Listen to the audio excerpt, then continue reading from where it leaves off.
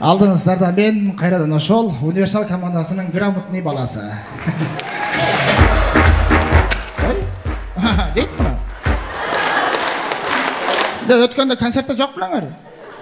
Грамотныймын десем, елдің бәрі күлді дәлелдеп қойдым ғой грамотный екенін. Жөн, мен универсал командасының ең грамотный баласы менмін. Сахнаға шыққанда байқадыңар ма? Түп-түз шығып, поклон беріп, алдыға бір қадам шығып, анан сөйледім ғой.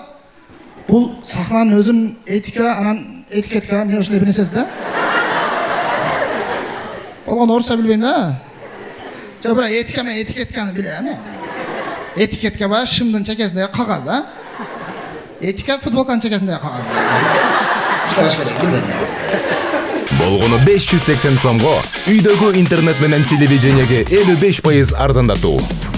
Жогорку ылдамдыктагы интернет, 200дөн ашуун телеканал, кинотеатрларды көрүү мүмкүндүгү жана белекке приставка берилет. Саймак үйгүз толугу менен кошул. Бирок точно грамотный балам мен. Үйдө жалгыз калганда китеп окуйм мен, Шундай көп китеп окуйм. Китеп окуй берем. Бирок бир дагы түшүнбөйм. Бирок окуй берем. Бир күн эмес, бир күн түшүнүп калам деп атам да.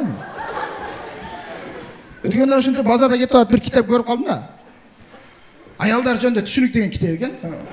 Кызыгып калдым. Эркекке кызык, аялдар жөнүндө түшүнүк.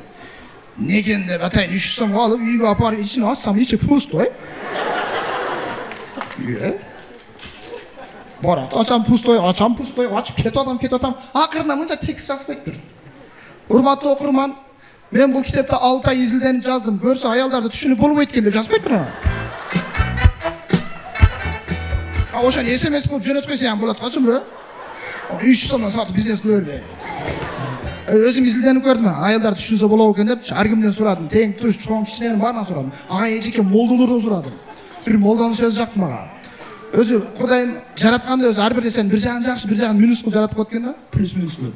Мисалы үчүн эркекти жаратканда күчтүү жараткан го, эрктүү, чечкиндүү, мындай коркпос кылып жараткан го, эч нерседен коркпойсуң го, катыңдан башка.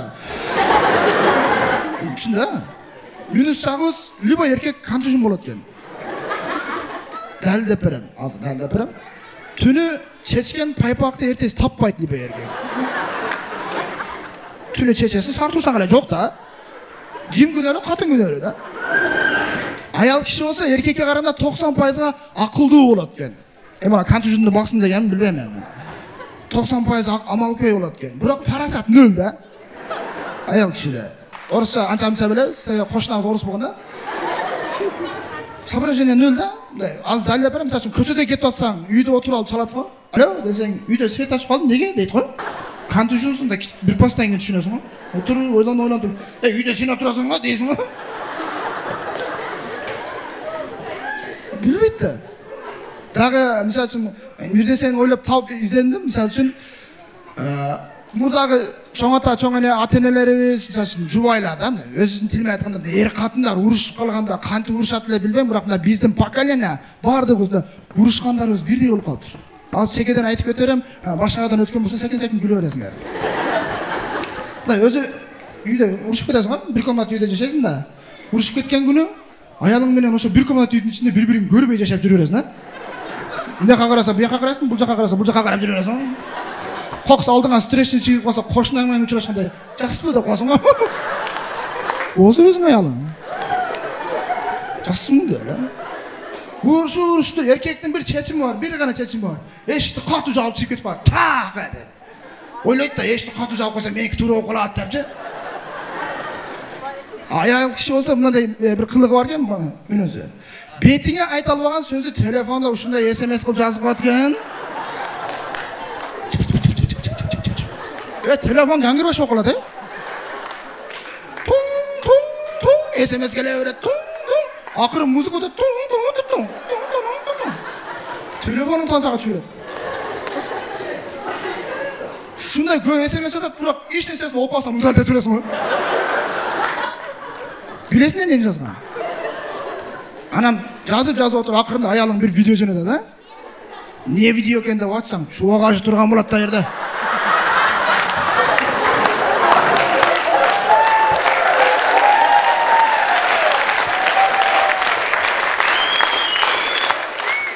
барды эле болот бира. Бирлемен эмес.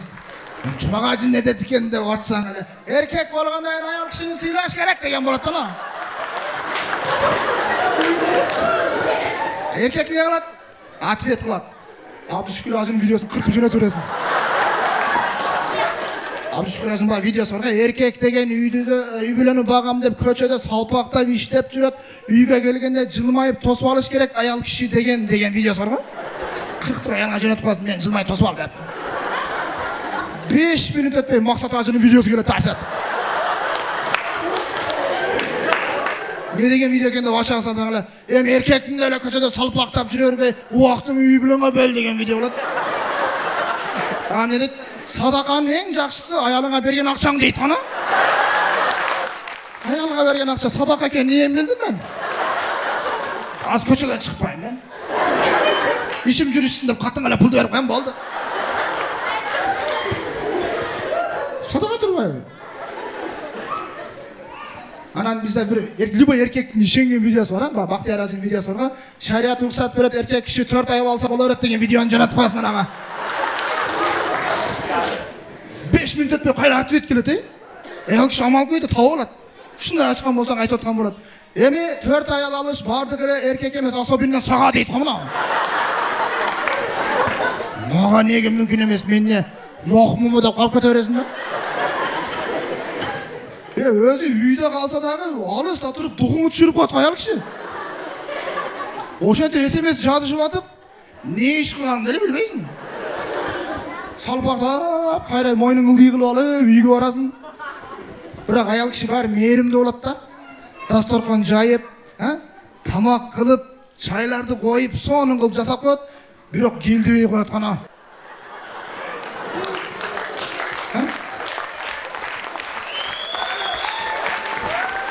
Келди дегенден тамак даярдап не дейм анага?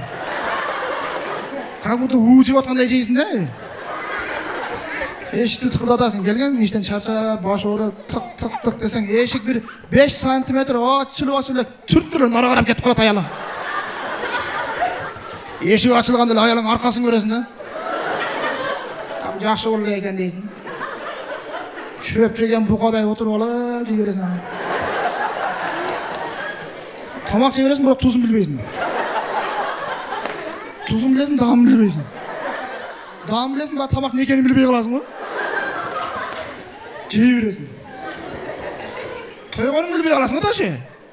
Москва шаарында эмгектенип жаткан мекендештер, сиздер үчүн врач-стоматолог Бигалиев Максатбек Эсеналиевич стоматологиянын бардык кызматтарын көрсөтөт. Бизде консультация жана рентген акысыз. Дарегибиз метро Дубровка, улица Шарика-Подшипниковская 40. Дем алышсыз 9-дан кечки 9-га чейин. Кененирээк маалымат үчүн телефон 8999 555 84 77. Тойгонун билбей каласың го ташы. Анам не кылат, аял киши амал койду. Секен телефон алат дагы аялдарды кандай сыйлаш керек деген чубак ажын темасын коет. Үнүн бийик кылып дасторконун ортосуна коюп коет ана. Шуну көрүшүнө дегенсип. Эркек не кылат, өзүнүн телефон алат да мен аны укпай атам деп секен футболду коюп отура бересиң. Футбол көрө бересиң, бирок чубак ажын сөздөрү кулагыңа кирип кете берет га. Как будто ана футболдо чубак ажы сүйлөп аткандай да. Футболду көрүп туруп түшүнбөйсүң деп атканыңчы. Теп атабы, бирөө жеңип атабы, жеңип атабы, же жыгылып атабы түшүнбөйсүң. Көрбөй туруп чубак ажын түшүнүп отура бересиң. Ошентип айтышып атып бир ынтымакка келип калсаң жакшы. Ынтымакташып калсаңчы, болбой калсам не? Эртеси Инстаграмдын историясында айтышып баштайт го ана. История киргизет. Аялың историясын көрбөсөң дагы бала да. Мен историямды көрбөй эмне көрүп калдым дейт да. Не деген история киргизген деп ушундай кылсаң бал чайып жазып койгон болот.